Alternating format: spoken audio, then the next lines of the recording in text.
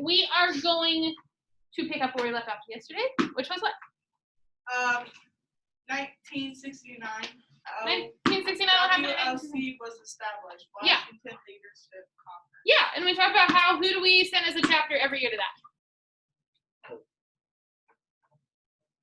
I don't know. Your vice president. Yeah, Cardington pays for the president and vice. And then anybody who wants to go, but we have to check ourselves. Right? Yes, okay, that was great. Yes, we pay for the president and vice president to go every year. If you want to go independent from that, you are welcome to go, but you do have to pay your own way. What else happened in 1969?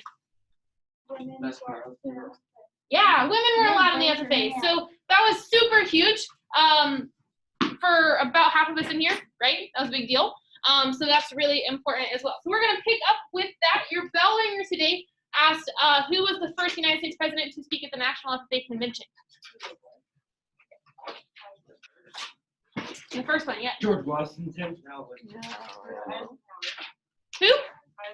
Dwight D. Eisenhower, and he really opened the floodgates. What's the cool thing about all presidential candidates that have spoken at the convention?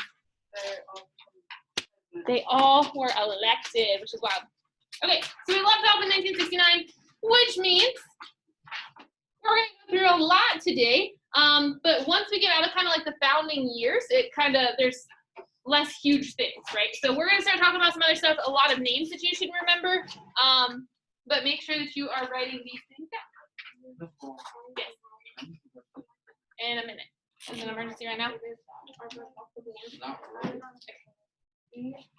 So, in 1973, next big one that we are going to write down. In 1973. Wait, is this still on this page or am I missing one? It's still on those pages, yeah. No, this one right here. What was the bell ringer? Hey, Maddie. Is this still on this page or something? It doesn't matter. I'm sweating. It really does matter if they're in order. Okay. So, in 1973, Fred McClure. I do not believe this is related to Merrick, but it could be. Fred McClure was elected as the National FFA Secretary.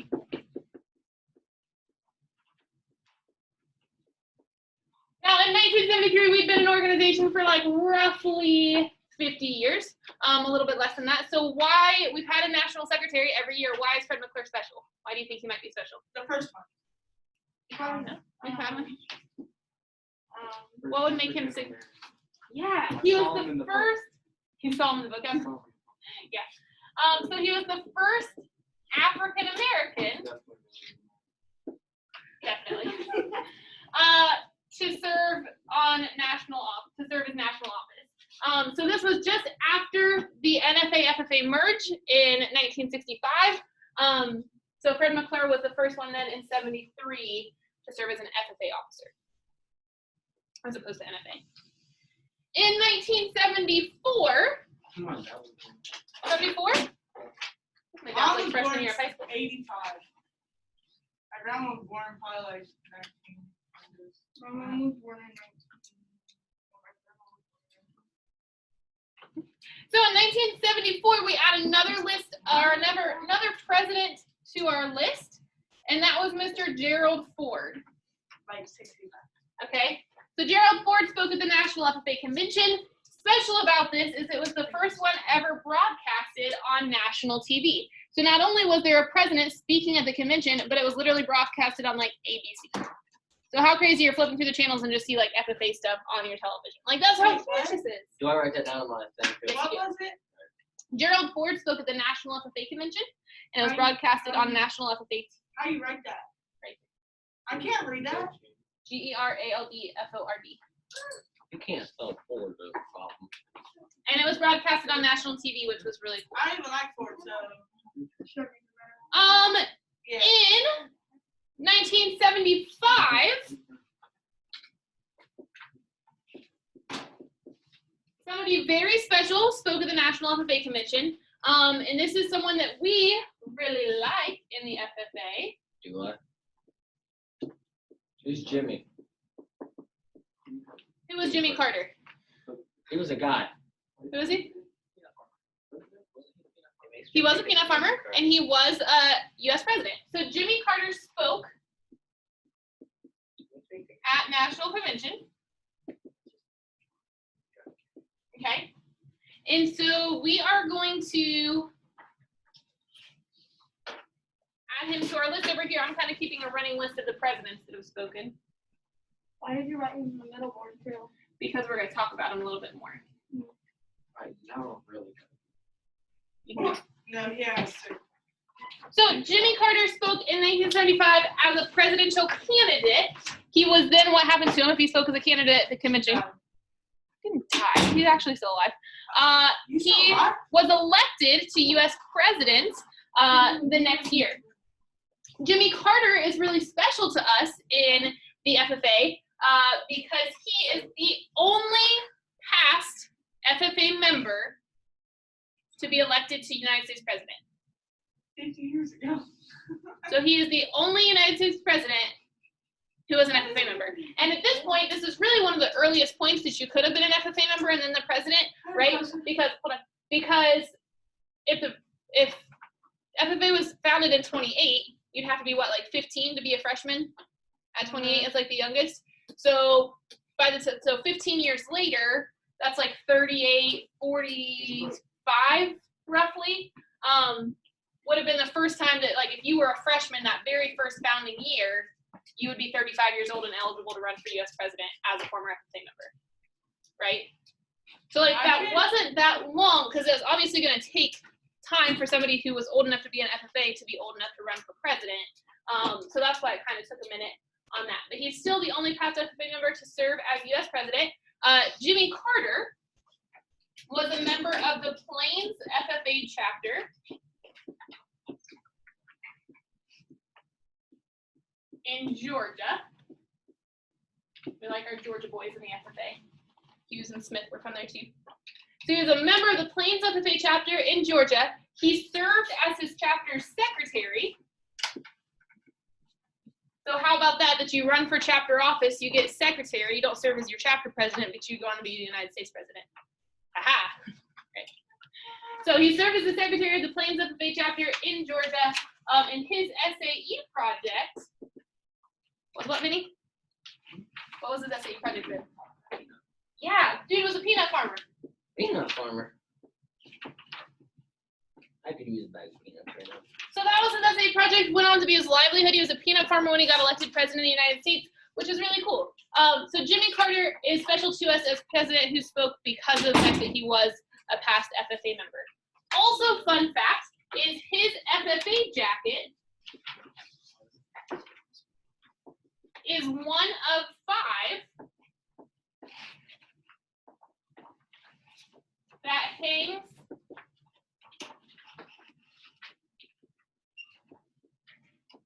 He doesn't even have his FFA jacket. I thought you Are we gonna talk about the other 4 who hang? We'll talk about some. So his jacket is one of 5 that hangs in the Smithsonian Museum of American History. Big deal. That is like the museum of all museums in the United States, right? That is like our national museum. Did you guys get to go there when you were in 8th grade? No, you guys didn't get to go. Oh, unless you. Oh my gosh. Well, a couple of you, maybe I'll take you to DC for the first time when you're the president, vice president. Yeah, WLC.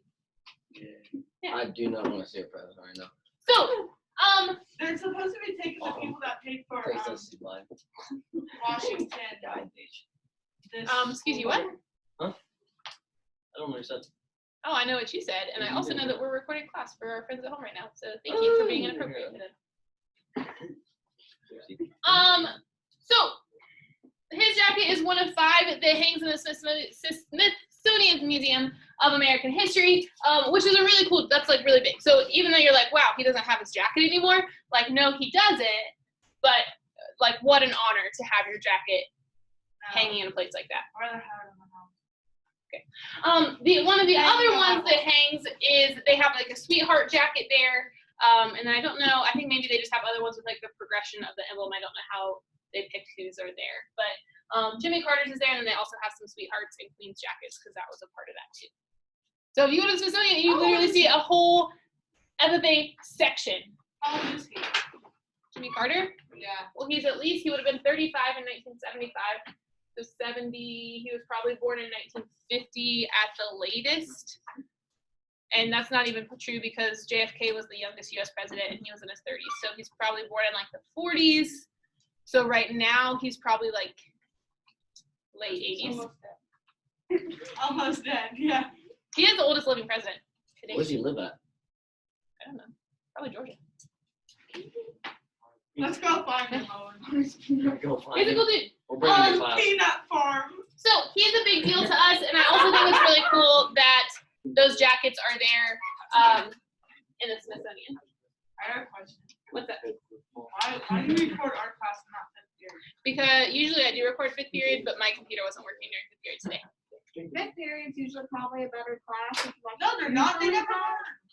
Yeah, but all Happens their, to be the day I see all Okay. of my stuff. yeah, but all their kids who prevent them from learning are all quarantined right now. So they're more. In 1976, another really important name, not so much the year, but the name that you need to know is Julie Smiley. Cool name, if you ask me. Very prestigious. Julie Smiley was elected to national VP. Why is that important? If we've had a vice president for how many years, why is that important? First chica to do it, yeah. So she was the first female to serve in that national office. So not necessarily even when we start talking about history, knowing the year she was elected, but Julie Smiley is a name that you should know. In 1978, We got a lot of dates. we do. Things start going a lot faster when you get out of those founding years too. There's a lot more things that happen with a lot less like depth to them. So in 1978, Jimmy Carter spoke again at the National Convention, but this time he did it as the sitting president. So he spoke as the candidate and then spoke as the actual president. Cool. In 1982, another name you should know is that of Miss Jan Eberly. Not Everly, don't get excited over there. But Jan Eberly, she was elected, she's also a female, right? Also served in national office. Why might she be important? Second girl. President? First female president.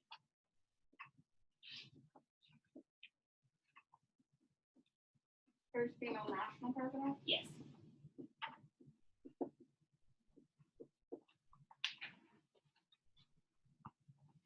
(1982).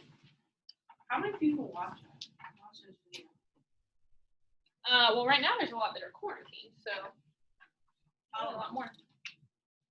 You think they're gonna shut school back down? We're talking about it. We'll talk about that later. Okay, in She don't wanna think 1987, I know that we're here now, and that's all I'm worried about. Then Vice President George H.W. Bush.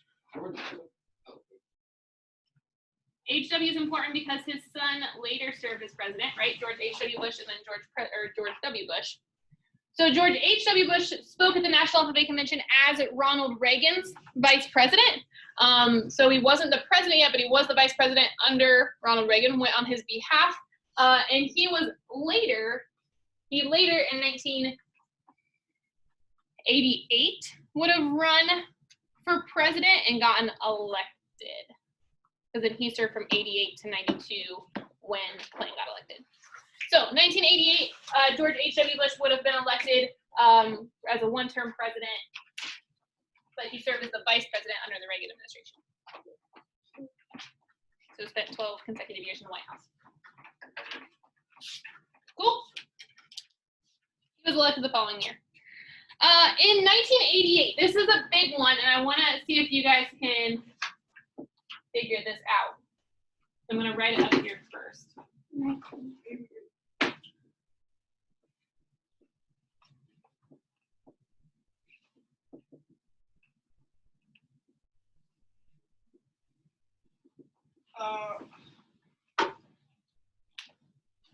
What's that say? Future Farmers of America changed this.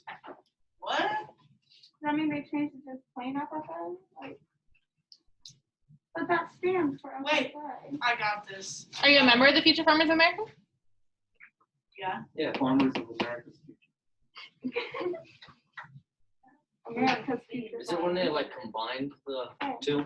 No, we already did that. That was in 65. Yeah. America's Yeah.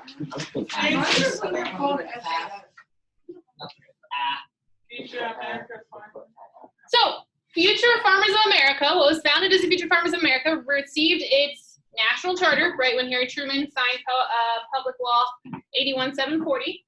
Future Farmers of America in 1988 changed its operating name, so its legal operating name.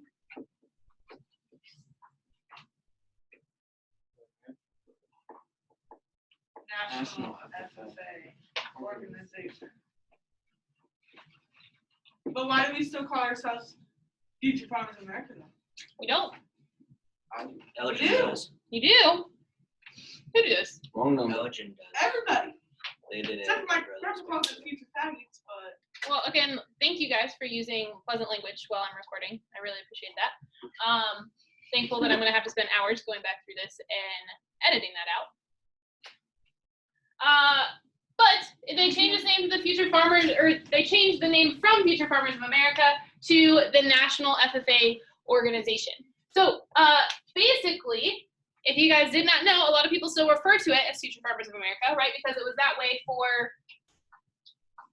60 years, right? On our 60-year anniversary is when I changed it. So it was really known as that. Presidents were speaking at it. It was aired on national TV. It was on Time Magazine, like all these really big things. People knew it as Future Farmers of America. But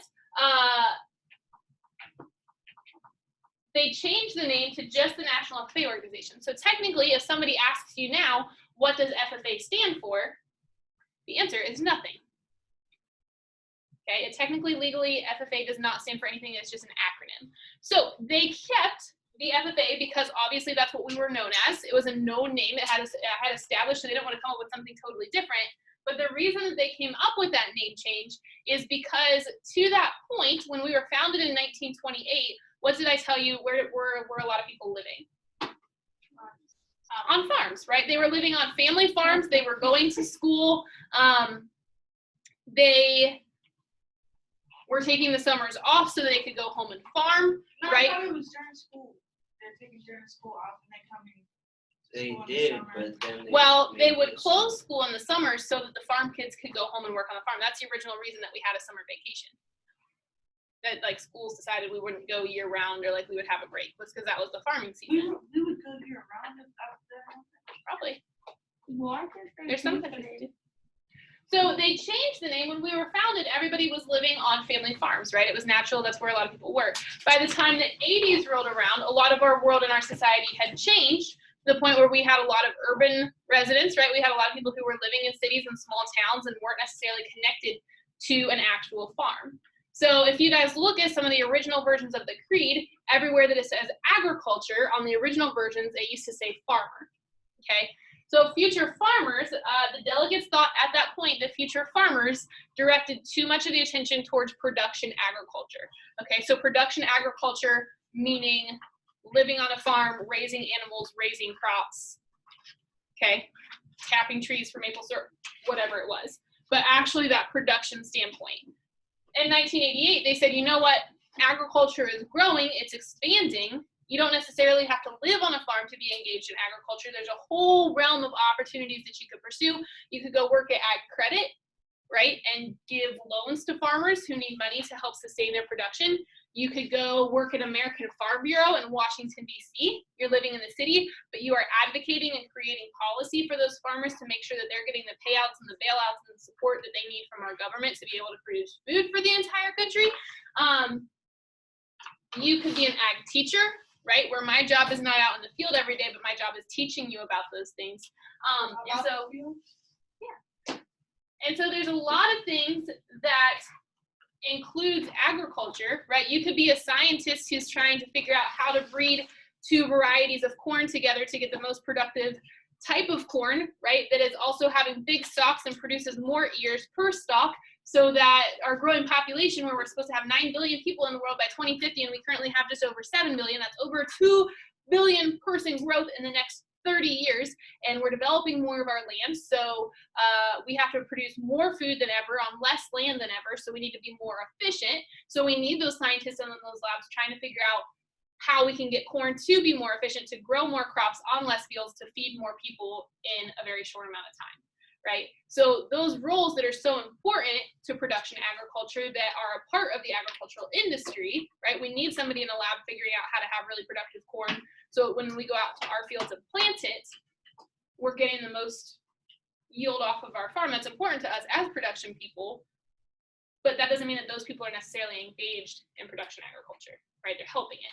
So they said, you know what, agriculture is expanding. There's so many things that you can do within the industry outside of just living on the farm. We've expanded. We have people who specialize in these things now. So they said instead of, they thought that the word farmers was kind of exclusive to just being on the farm in production. So they said, we want to change it to just the FFA organization. We're keeping to our roots. That's what we used to stand, or that's what we used to be abbreviated as. But we want to include people, whether they came from a farm or not, whether they want to be engaged in agriculture, even if they didn't grow up with it, and whether they're going to actually end up on the farm or they're going to end up somewhere else within the industry, or even just as educated consumers, right? So at that point, they changed the name to expand to all different parts of agriculture. Okay, cool. So if you ever hear somebody say, what's FFA stand for? You can say it used to stand for Future Farmers America, but it does not anymore. Then they're gonna be like, wow. That's a lot. And then you can tell them everything I just said. Word on it. Yeah, because I'll remember that. Great thing I have it on video. Just I have had a to play read a button. book in English today, and by the time I got to the second page, I didn't remember what the first page said. I hate it when that happens. When you kind of Yeah, we should make you read a different book. She's like, Yeah. I got one of Miss McGinnis's books. Worst part is when you read the forget what first you page. read. I got to the second page, and I was like, Elgin still says that FFA still stands for Future Farmers of America. I mean, it used to, and a lot of people do still reference it as that, and that is That's what it. they call it Yeah, over there. and I mean that is what it represents. It just is not the organization. So if somebody says, "Oh, the Future Farmers of America," you can't be like, "Ah," right? Because that is still the origin of it. And like, if you were to expand those letters, sure, that's what you would plug in there. But legally, you will never find an official invoice or official documentation of the club with that name on it. It used to say that on there as a whole, and that would just say the National FFA organization. So some people still refer to it that way, which is okay. In 1988, also, President Ronald Reagan, this was the last year How of do you his spell term. that? How do you spell his name? R-I-O. I spell Ronald. R-O-N. R-O-N-A-L-D.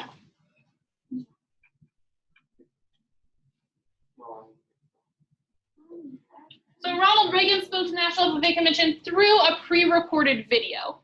Okay, so he wasn't there live, but he did record a message that was played on the screen to the attendees of the convention.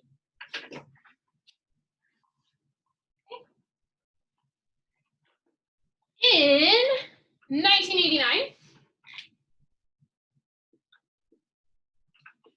the National Future Farmer, which was what? Do you guys remember? Is it 99 or 89? 89. Or African Americans. No, that was the New Farmers of America. Yeah, that's true. The National Second Future one. Farmer, what was that?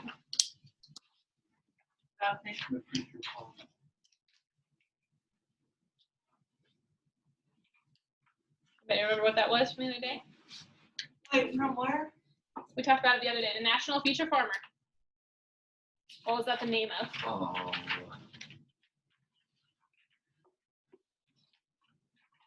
We didn't write it down, did we? Should have. Oh, dang it. Alright, what date? I'm sorry.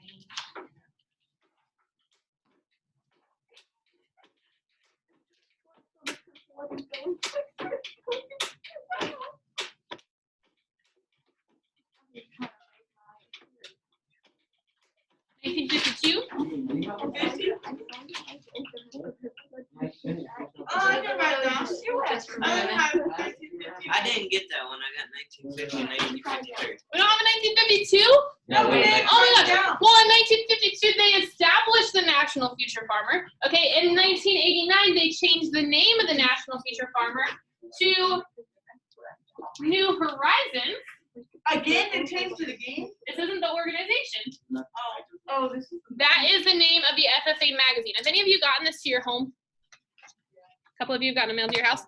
No. So, I haven't got anything. New Horizons, FFA about 4 times a year puts out a magazine and sends it to its members, sends it to its chapters, and they just have really cool stuff in here about different SAE projects, different agricultural experiences, different cool people in FFA. If you have what it takes to be a chapter officer, there's a Q&A with some teach ag ambassadors, urban agriculture, so talking about like vertical farming in urban environments. And this dude started a pumpkin patch and a petting zoo. It's grown to more than 50 attractions, and he's an FFA member. This one, Let Them Eat Hay. Students in Pennsylvania built elephant feeders. They did stuff in Puerto Rico after chapters rebuilt after Hurricane Maria. There's some question and answer with the national officers. There's cool stuff in there about the FFA and being an FFA member. It's just kind of a cool resource for you guys. So that name was changed in 89. Yep. In 1994, so now we're going to start jumping years a lot. This again is another name that you should know.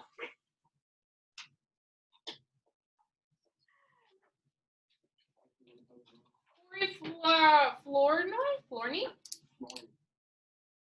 from the state of Illinois, okay, was the first African American elected to what?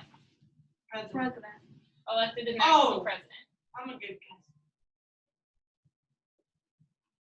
Yep. So in that, again, 94, don't necessarily need to know that, but you do need to know Corey's name and what he did. You guys have questions so far? I'd love to get you caught up so that we can watch a really cool video before you guys leave today.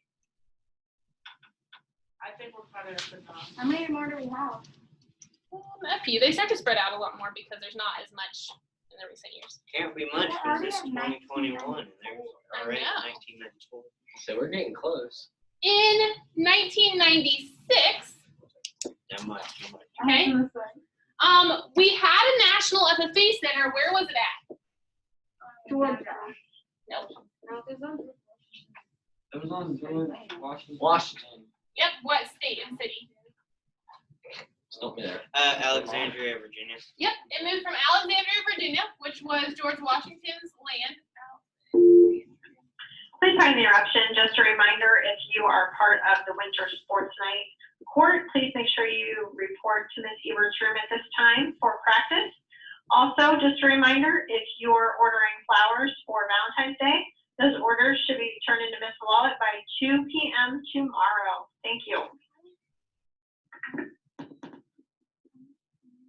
So they moved the FFA Center from Alexandria, Virginia to Indianapolis, Indiana.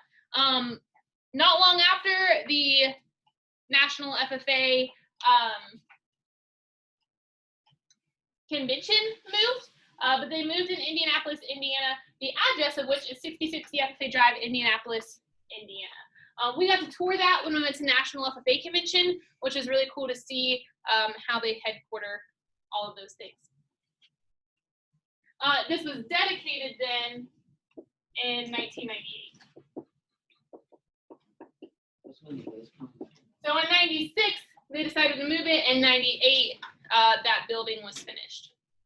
In 1999, for the first time since 1928, the National Convention was not in Kansas City, Missouri. Okay, so for the first time, National Convention was held in Louisville, Kentucky. It is not Louisville. It is not Louisville. It is Louisville. In Louisville, Kentucky, they had outgrown Kansas City. They had outgrown that auditorium. There were just under 50,000 people there, and so they moved it to Louisville. Fun fact, we got to go there again in 2015. That was my first year teaching, and we got to tour the Louisville Slugger factory, and they had custom special FFA bats that they were making and handing out to FFA members who were there. Like Louisville Slugger bats. They were FFA bats, like. Oh. Yeah. Because it was the Louisville Slugger factory where they make baseball bats for the country, and the convention was there, so they were making special FFA bats. In 2006, big jump, they moved it again, but this time it was from Louisville to Indianapolis. And then for a while, they said, hey, we'll do 3 years in Indy, 3 years in Louisville. And then Louisville didn't really hold up their end of the contract, so I think they're currently contracted to have the national convention in Indianapolis to like 2036 or something like that. So we'll be there for a minute.